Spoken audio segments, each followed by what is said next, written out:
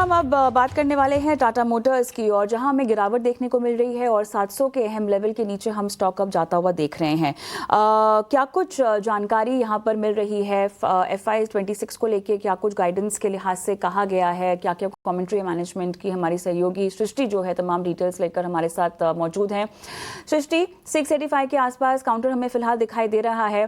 क्या कुछ आपने इकट्ठा किया है in terms of details JLR की प्रेजेंटेशन को लेकर और ओवरऑल गाइडेंस को लेकर? क्या मूड और बयान?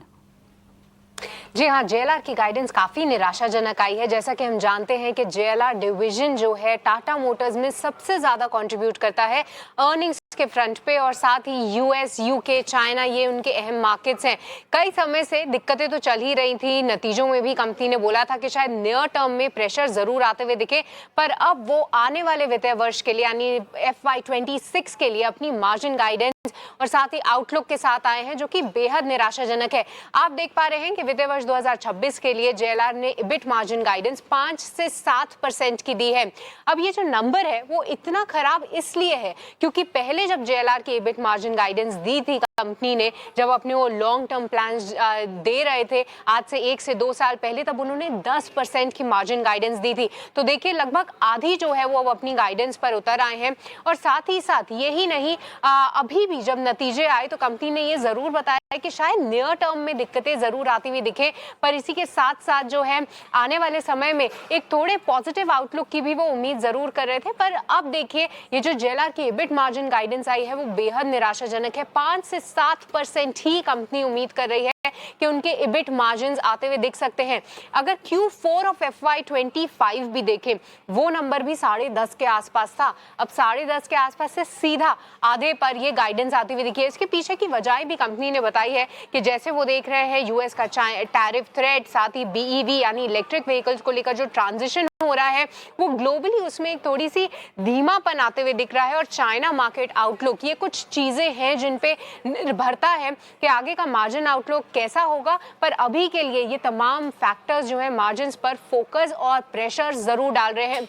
अब बात करते हैं इनके कैश फ्लो की। कैश फ्लो में भी कंपनी जो अभी तक फ्री कैश फ्लो अपना जो पॉजिटिव करने पर उन्होंने टारगेट दिया था उस पर वो पूरा भी उतरी, पर अब यहाँ से एक इम्प्रूवमेंट की उम्मीद एनालिस्ट लोग जरूर कर रहे थे। कंपनी ने बोला है FY 26 में जो नंबर है वो 0 के आसपास रहेगा, और कर्ज तो लगातार हम देख ही रहे हैं। इस पूरे तनाव के माहौल में कंपनी ने अपनी केपेक्स की गाइडेंस में कोई बदलाव नहीं किया है, तो वो देखना काफी इंटरेस्टिंग होगा कि जो 18 बिलियन पाउंड का केपेक्स का गाइडेंस दिया है कंपनी ने, उसको आखिरकार वो फंड कैसे और किस माध्यमों से करेंगे। तो ये सारे फैक्टर्स ध्यान में रहेंगे। पर जी हाँ, जैसा कि अब स्टॉक प्राइस की भी बात करें तो 14 मई के बाद पहली बार 700 के नीचे फिसलता हुआ दिख रहा है टाटा मोटर्स, और जेएलआर की EBIT मार्जिन गाइडेंस बेहद निराशाजनक। शुक्रिया पूरे एनालिसिस के लिए सृष्टि यहाँ पर। और इस मामले को हम थोड़ा सा और चर्चा में आगे बढ़ाते हैं। हमारे साथ जुड़ गए हैं हमारे 1899 स्वदेश के रिसर्च हेड अभिषेक आउशिंदे।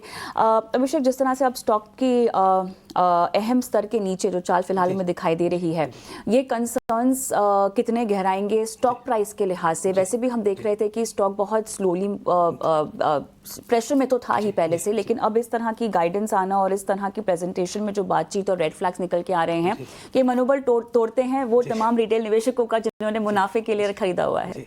सी बेसिकली अगर आप टाटा मोटर्स की अगर बात करें तो जैसा कि सृष्टि ने भी बताया कि गाइडेंस को कम किया है, बट इसके अलावा अगर आप देखें तो इसमें क्रिटिकल इशू ये है, हालांकि इस एनालिस्ट मीट से भी बहुत ज़्यादा एक्सपेक्टेशंस नहीं थी कि कोई बहुत बड़ा बदलाव आ जाएगा। देखिए बात क्या है कि टाटा मोटर्स एक ग्लोबल कंपनी है। यूएस टैरिफ का सीधा इम्पैक्ट वहाँ पे पड़ रहा है और पड़ेगा भी। अप्रैल के मंथ में इन्होंने अपने डिस्पैचेस को भी कंट्रोल किया था यूएस को लेकर।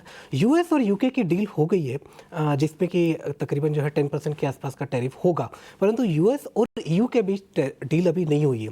तो जो यूके के बाहर जो जेएलआर का प्रोडक्शन है उस पर अभी भी 27% के आसपास का टैरिफ लगेगा, तो वो एक कंसर्न अभी भी मौजूद है।